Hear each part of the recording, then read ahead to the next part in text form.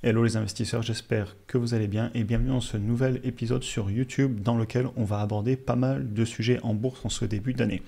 On va d'abord parler des mouvements qu'on a eu notamment à cause des taux sur les 10 ans de pas mal de pays qui sont en train de remonter. On va aussi parler d'ordinateurs quantiques parce qu'il y a eu pas mal de mouvements sur certaines entreprises de ce secteur et peut-être de la hype. Je vais ensuite vous parler d'une entreprise que je vais certainement vendre.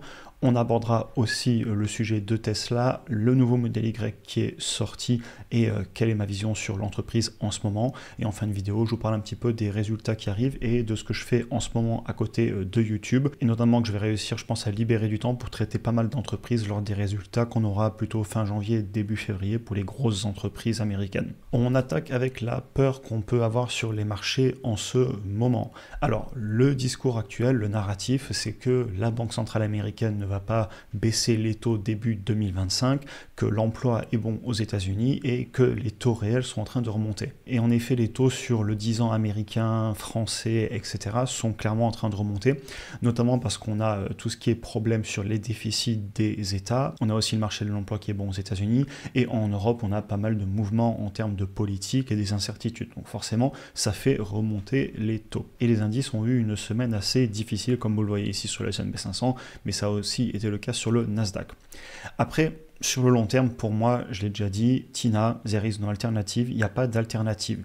C'est-à-dire que la direction, je pense qu'elle est claire sur les dettes des États. J'ai du mal à les voir réduire les déficits. Il faudrait déjà qu'on annule les déficits et ensuite qu'on commence à rembourser la dette. Donc je pense qu'on va continuer à la faire rouler, que les taux, eh bien, les banques centrales vont devoir agir, que l'impression monétaire va continuer, les monnaies fiduciaires sur les prochaines années, j'ai mon avis sur ce qu'elles vont faire et clairement, j'ai donc pas le choix que d'être en actif. Je ne vais pas conserver des euros sur un compte, je fais quoi? Il y a un moment, je suis obligé de me protéger, de me diversifier, et donc c'est pour ça que je reste investi, même si on peut avoir des peurs sur le court terme. Et même si, entre guillemets, Tina, il n'y a pas d'alternative, sachez quand même que je suis une stratégie, c'est-à-dire qu'à un moment, il faut pour moi gérer son patrimoine sur différents actifs, se protéger des risques de change. Là, vous avez l'euro contre le dollar sur plus de 20 ans, et vous pouvez regarder le graphique et en tirer vos conclusions. Aussi, beaucoup travailler sur sa psychologie. Ce n'est pas parce que le plan peut paraître simple qu'il est facile à mettre en place. Typiquement ici, je vous remets ce graphique que je vous avais montré il n'y a pas longtemps sur les entrées et les sorties d'argent sur les fonds indiciels et on voit effectivement que sur ces indices, il y a beaucoup de personnes qui vendent alors que c'est le moment d'acheter dans les points bas et qui achètent quand on est sur les plus hauts avant les prochaines baisses. Bref, vous l'aurez compris, pour moi la stratégie elle est là, elle n'est pas si complexe que ça. Par contre, il faut être carré et la suivre parce que si on n'a pas de plan d'action, on n'ira nulle part. On va maintenant passer sur ce qui s'est passé sur les ordinateurs quantiques et attention à bien séparer les effets de mode et les entreprises avec du potentiel. Honnêtement, ça sent la hype à plein nez s'il n'y a pas de fondamentaux derrière ces entreprises. Vous avez eu plein d'articles qui sont apparus sur les médias spécialisés et il y a ici deux noms d'entreprises qui sont apparus assez souvent dans les articles et on va les regarder ensemble pour voir ce qui s'est passé. Donc les titres, on voit qu'ils ont eu une sacrée progression et par contre là ils viennent de fortement dévisser ces derniers jours. Et pour moi, attention aux entreprises promesses, aux entreprises pré-chiffre d'affaires qui ont des cash flows négatifs, etc. Peut-être que ce sont des entreprises qui vont réussir. D'ailleurs, peut-être que parmi toutes les entreprises dans tout ce qui est ordinateur quantique, certaines n'ont justement pas ce problème de faire plus des promesses que d'avoir du vrai chiffre d'affaires, du cash flow, etc. Il faudrait toutes les regarder. Ici, j'en ai pris que deux, mais soyez prudents et il va falloir être à l'aise sur l'analyse qualitative. Personnellement, j'ai aucun avantage compétitif sur la compréhension des ordinateurs quantiques, donc je ne vais pas m'amuser à aller prendre un ticket de loto sur une entreprise. À savoir aussi que je suis explosé avec Google, j'ai 45 actions pour une position un petit peu plus de 8600 $. Donc là, j'ai pris Rigetti Computing, que je ne connaissais pas. Je vous ai mis juste en dessous l'imprimé écran de Finviz et ensuite on va aller un petit peu plus loin pour que je vous montre comment on peut repérer des entreprises qui, sur le papier, ne sont pas forcément rassurantes. Donc une entreprise qui pèse un petit peu plus de 2 milliards de capitalisation boursière pour 11,89 millions de chiffre d'affaires et une perte de moins 60 millions. L'entreprise a un prix par rapport au chiffre d'affaires à plus de 180. Donc c'est ce que je vous disais, quand je vous parle d'une entreprise pré-chiffre d'affaires, globalement, ils ne gagnent pas d'argent par rapport à leur capitalisation. Et là, clairement, je suis incapable d'analyser ce genre d'entreprise. Est-ce qu'ils vont avoir des marges qui vont passer dans le positif? Actuellement, ils sont à moins 500% de marge nette.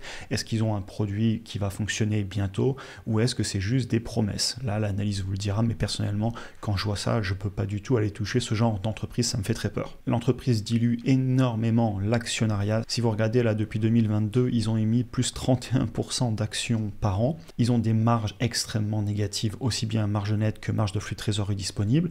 Ils n'ont pas beaucoup de cash devant eux, un petit peu plus d'1 an.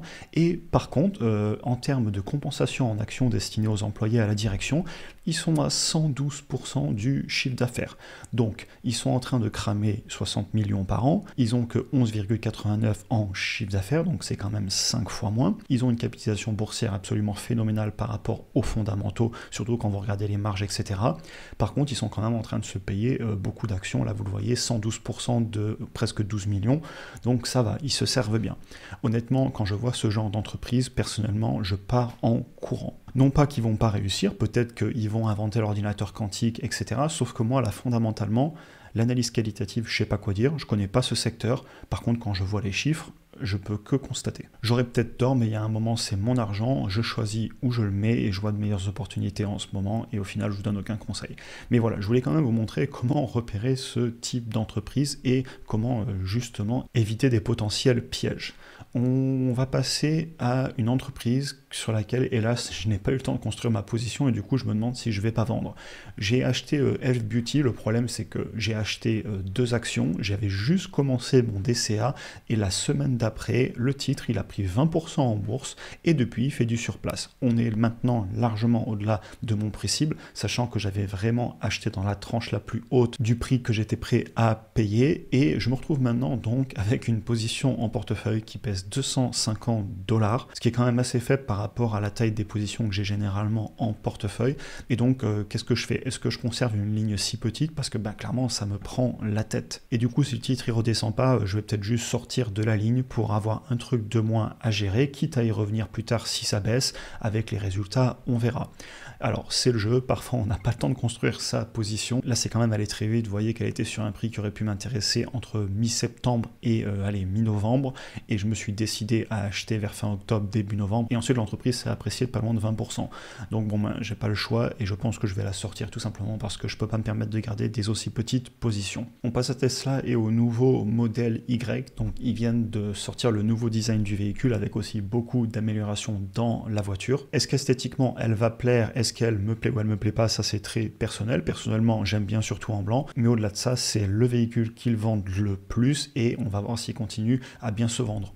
Je tiens à dire justement, est-ce qu'il va être disponible rapidement aux États-Unis et en Europe pour limiter la baisse des ventes de l'ancien modèle? Parce que pour l'instant, là, il est sorti en Asie, donc Chine, Australie, Hong Kong, Singapour, etc., toute cette partie du monde.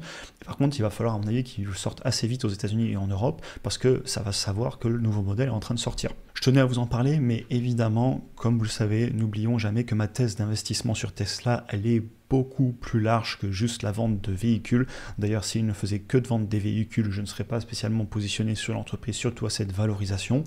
Et je tenais aussi à vous dire, par exemple, qu'ils ont annoncé un nouveau véhicule moins cher sur le premier semestre, et donc je ne pense pas que ce sera celui-là. Donc on est toujours dans l'attente d'une annonce d'un nouveau véhicule ou d'un véhicule qui vend déjà à un prix réduit. Maintenant, si je suis investi sur cette entreprise, c'est pour plein d'autres raisons. On va les réévoquer ici. On l'avait déjà fait à l'époque sur des vidéos qui étaient consacrées qu'à cette entreprise, mais je voulais quand même repasser rapidement dessus.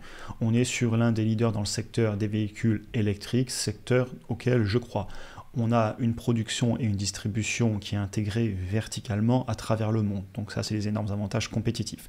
Une grosse efficacité de production et des économies d'échelle. C'est-à-dire que l'entreprise n'est pas un assembleur de véhicules comme l'est beaucoup de la concurrence en prenant une pièce à Valeo, une pièce à Bosch, une pièce à Faurecia et puis on assemble la voiture et au final on se fait ronger les marges dans tous les sens.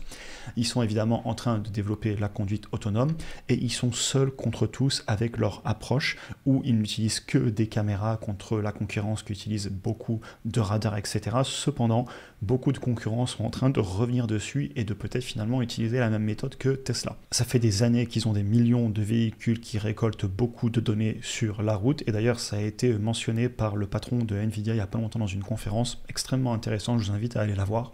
Ils vendent du logiciel, ils ont un réseau propriétaire de superchargeurs, réseau qu'ils ouvrent d'ailleurs à d'autres marques et je pense que dans le futur ils pourraient bosser avec d'autres entreprises notamment sur la conduite autonome autonomes.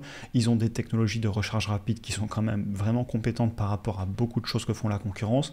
Ils sont dans le stockage d'énergie, j'adore ce secteur, que ce soit le Powerwall, le Powerpack ou le Megapack. C'est vraiment un marché dans lequel je crois et qui je pense aura de la croissance. Ils sont aussi dans tout ce qui est énergie solaire. Ils ont une synergie entre véhicules, batteries et maisons. Ils travaillent aussi sur des robots humanoïdes. Je ne l'ai pas mis ici, mais ça fait aussi partie de ma thèse d'investissement. Évidemment, ils ne seront pas les seuls. Il y a beaucoup de personnes qui travaillent dessus, mais ils pourraient prendre leur part du gâteau.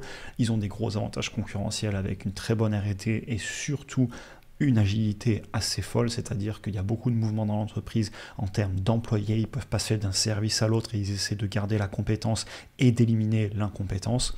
Ils ont aussi tout le business de l'assurance, donc voilà, ils diversifient énormément leurs sources de revenus et l'automobile pèsera de moins en moins et je ne suis pas du tout investi sur cette entreprise pour l'automobile. Pour finir la vidéo, les résultats du 4e trimestre 2024 arrivent. On va attaquer la semaine prochaine comme d'habitude avec les banques et ensuite fin janvier, début février, on aura toutes les grosses entreprises américaines qui vont publier. Sachant qu'on s'est retrouvé pour moi dans un début d'année qui a été quand même assez attentiste. On a eu quelques peurs, mais je pense qu'on attend surtout l'inauguration du nouveau président aux États-Unis. On a beaucoup de politique qui n'est pas claire en Europe. On a des élections qui arrivent en Allemagne. C'est assez incertain en France en termes de politique et notamment par rapport au déficit. Donc ça fait peur au marché sur les taux. Et ça, c'est pas mal de sujets qu'on continuera évidemment à suivre ensemble et aussi les résultats. À savoir que je profite là des 2 prochaines semaines durant lesquelles je vais continuer à faire 2 vidéos YouTube par semaine. Par contre, vu que je suis au studio, je vais aussi en profiter pour faire l'enregistrement du nouveau module complet sur les options. Vous voyez en dessous là que je suis en train de préparer toute la présentation et toute la trame pour ensuite enregistrer tous les cours. Donc voilà un petit peu pour le programme de janvier et ensuite de février. On va certainement faire pas mal de vidéos sur les résultats début février et rattaquer YouTube à fond. Et comme ça fait partie des objectifs de cette année et qu'en plus c'est quelque chose qui me passionne, et ben on va travailler à fond dessus. Je vous souhaite une excellente journée, j'espère que l'épisode vous aura intéressé et on se retrouve très vite.